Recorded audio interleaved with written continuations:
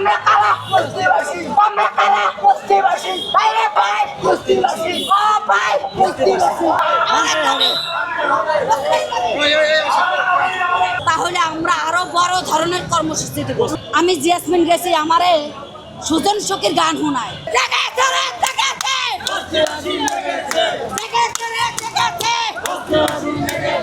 আমরা কারা, আমরা কারা, সবাই বলি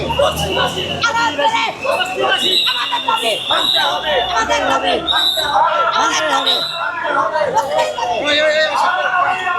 আলহাজ আব্দুর রহিম যখন এই প্রজেক্টটা নেয় তখন আমরা ছিলাম, আমরা জায়গাটা আপোষে ছাইরা দিছি।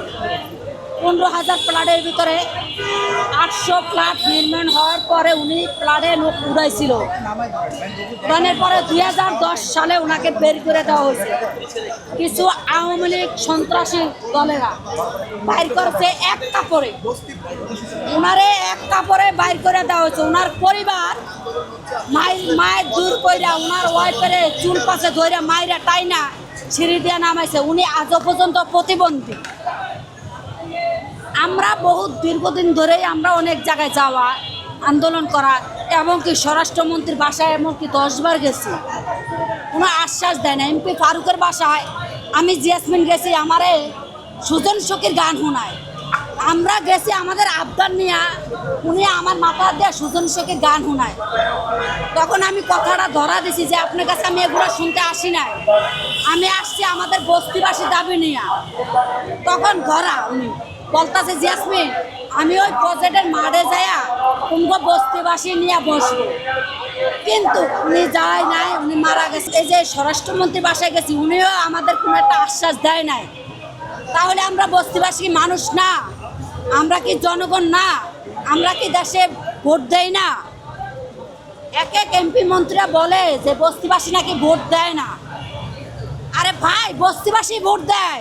10 তলা ফ্ল্যাট মালিকেরা নাইমা ভোট দিতে যায় না কেন্দ্রতে, কারণ ওনাদের যা করার করে লাইছে। আর আমরা বস্তিবাসী কি চিন্তা করি যে আমার একটা ভোট মূল্যবান ভোট, আমাদের মাঝে যদি একজন ভালো ব্যক্তি আসে তাহলে আমরা ভালো থাকবো। কিন্তু যারা এমপি মন্ত্রী হয় এরা বস্তিবাসী ভালো চায় না, চায় কার ভালো? যে 10টা অপরাধ করতে পারবো তাকে চায়। এমপি মন্ত্রী কারে চায়? যে 10টা অপরাধ করতে পারবো তাকে চায়। বস্তিবাসী চাইবো কি কারণে? ওদেরকে বলে তোরা যা অপরাধ কর, তোরে যা সাপোর্টার দিবি, কিন্তু আমার চেয়ারটা সরাইস না। আমার চেয়ারটা সরা কিন্তু আমার চাকরি শেষ। দয়া করে দেবো নাকি আমারে দেবো? আমরা বস্তিবাসী আমাকে কথা শুনবো? আমি বাসানটেক বস্তি, আর আমরা এখানে যারা আছি ঢাকা যত মহানগর বস্তি আসে সব বস্তির মানুষ আমরা আহ্বান করছি। আমরা 5,000 পরিবার। আমরা আমাদের দাবি, এই 2টা দাবি যদি না মানে তাহলে আমরা আরো বড় ধরনের কর্মসূচি দেব। আওয়ামী লীগ সরকার থাকতেই আসতেছি, জানাতে আছি, সরকারে কানে ঢোকে না। আর আমরা কি করলে ঢুকবো?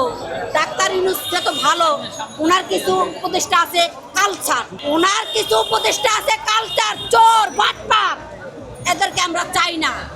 যদি ডাক্তার ইউনূস যদি আমাদের দাবিগুলো মাইনা নেয়, সয় সম্মানে আমরা চলে যাব।